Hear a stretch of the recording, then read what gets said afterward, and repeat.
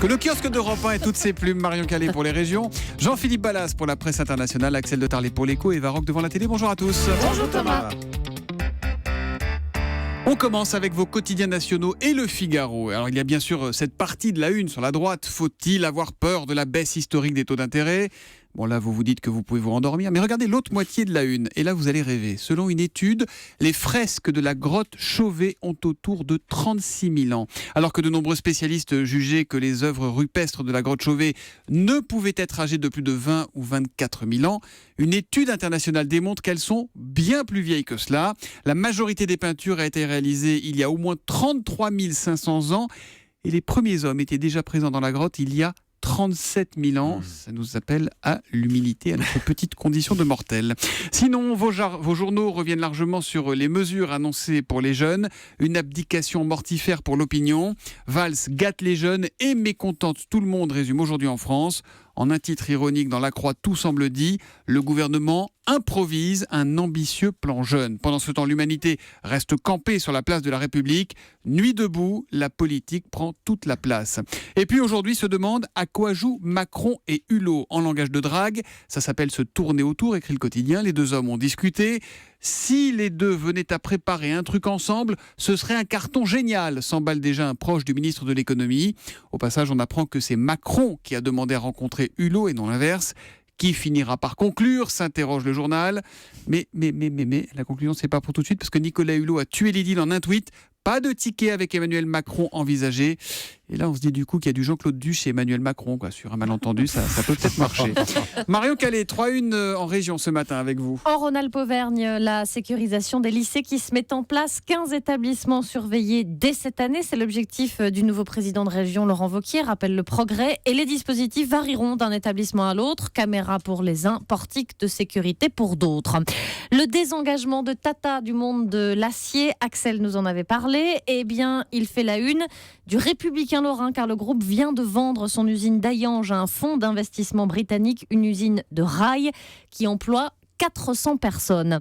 Un anniversaire aussi à la une ce matin, c'est dans le Républicain, le Berry Républicain, celui du Printemps de Bourges, 40 ans, levé de rideau, ce soir avec notamment Mika ou Alidji, premier concert qui affiche complet. L'histoire du jour, c'est pas qui veut gagner des millions, mais c'est qui veut payer plus d'impôts, et c'est étonnant. Et la proposition est lancée par le maire de Terville, en Moselle. Face à la baisse des dotations de l'État, l'élu a déjà dû augmenter de 7% les impôts locaux, mais ça n'a pas suffi. Alors, il en est venu à cette idée d'en appeler à la générosité de ses 6700 habitants. C'est un peu finalement comme un projet de financement participatif, c'est-à-dire que les personnes qui voudraient payer un peu plus d'impôts, 10%, pourraient avoir un droit de regard sur les décisions prises. En fait, les sommes récoltées par l'impôt volontaire, c'est comme ça que ça a été appelé, seraient dédiées à des projets innovants pour les personnes âgées, pour la petite enfance.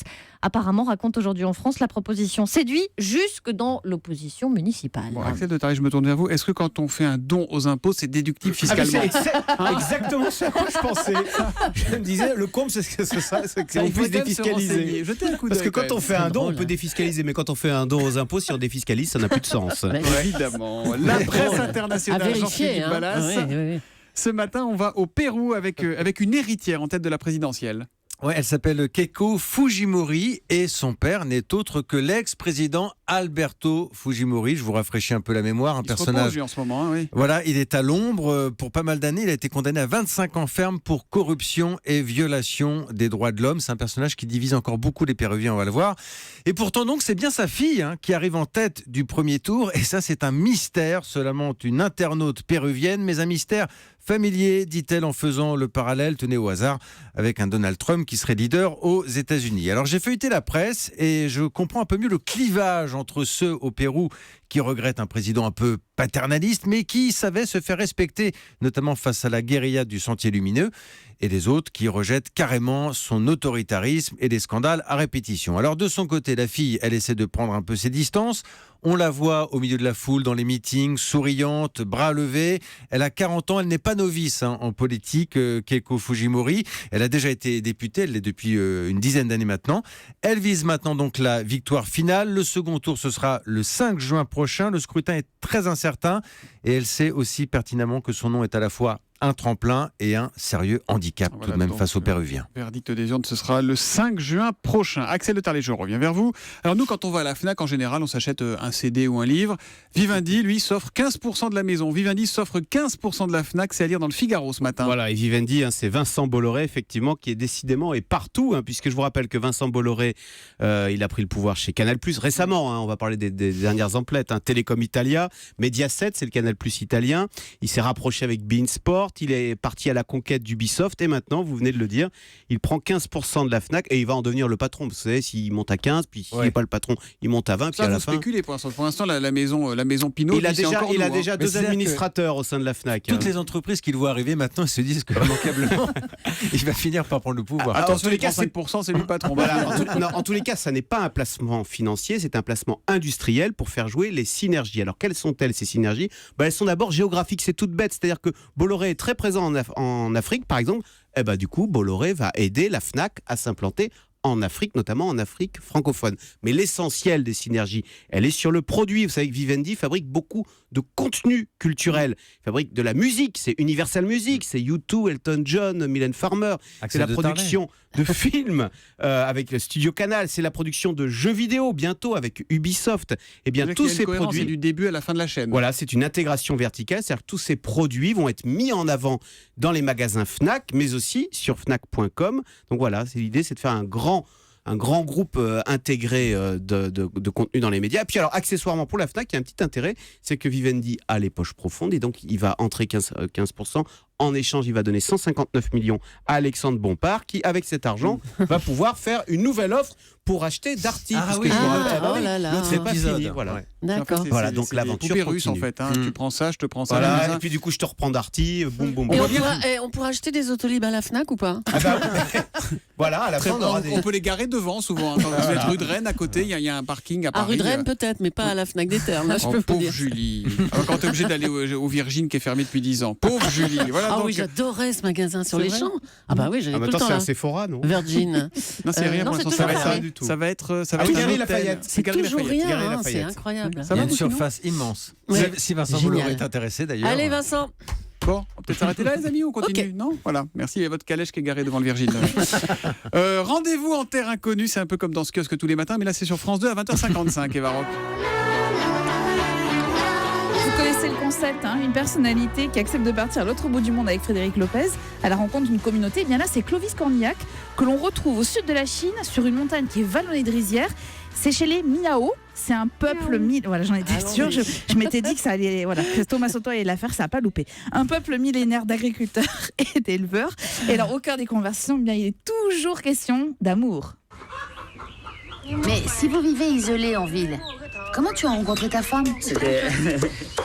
On s'est rencontrés chez des amis et on est tombés amoureux.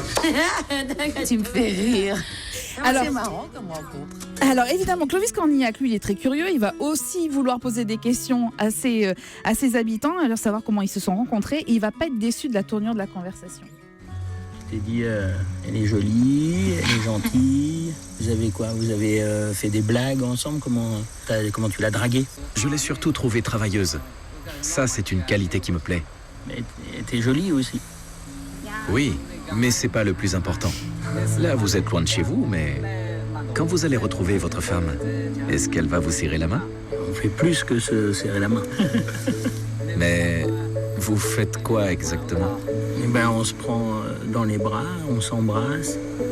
Et après, je te laisse deviner.